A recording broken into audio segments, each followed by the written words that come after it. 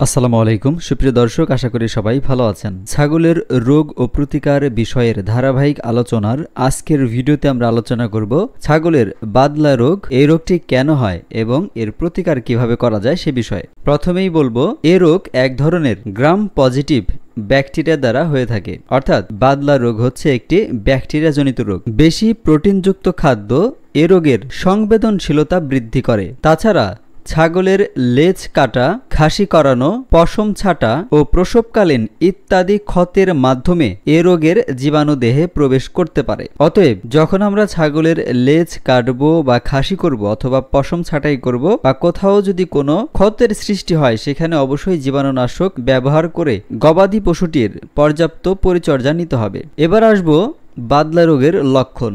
এ রোগে আক্রান্ত ছাগল হঠাৎ কোনো লক্ষণ প্রকাশ করার আগেই মারা যায়। এ রোগে পায়ের মাংসপেশি আক্রান্ত হয় বলে ছাগল হাঁটতে পারে না, খুঁড়িয়ে খুঁড়িয়ে হাঁটে। আক্রান্ত মাংসপেশিতে চাপ দিলে পচ পচ শব্দ হয়। ছাগলের জ্বর, ক্ষুধামন্দা, পেটে গ্যাস ও অবসাদ ভাব ইত্যাদি উপসর্গ বলে গণ্য করা হয়। প্রতিরোধ: আক্রান্ত পশুকে সুস্থ পশু থেকে আলাদা করে চিকিৎসার ব্যবস্থা করতে হবে। মৃত পশু মাটির নিচে পুঁতে রাখতে হবে। প্রতি বছর টিকা প্রয়োগের মাধ্যমে এ রোগ প্রতিরোধ করতে হবে। অর্থাৎ এ রোগ থেকে বাঁচার সবচেয়ে গুরুত্বপূর্ণ মাধ্যম হলো প্রতি বছর নিয়মিতভাবে ভ্যাকসিন অর্থাৎ টিকা আপনার পশুকে, আপনার ছাগলকে দিতে হবে। এছাড়া যদি রোগটি হয়ে যায়, সেক্ষেত্রে আমরা কিভাবে প্রতিকার করতে পারি? রোগ দেখা দেওয়া মাত্রই এ রোগের চিকিৎসা করা উচিত। অ্যান্টিবায়োটিক হিসেবে পেনিসিলিন বা ট্রেস্টাসাইক্লিন দিয়ে এ রোগের চিকিৎসা করা যায়। সুপ্রিয় দর্শক, আশা করি ভিডিওটি আপনাদের ভালো লেগেছে।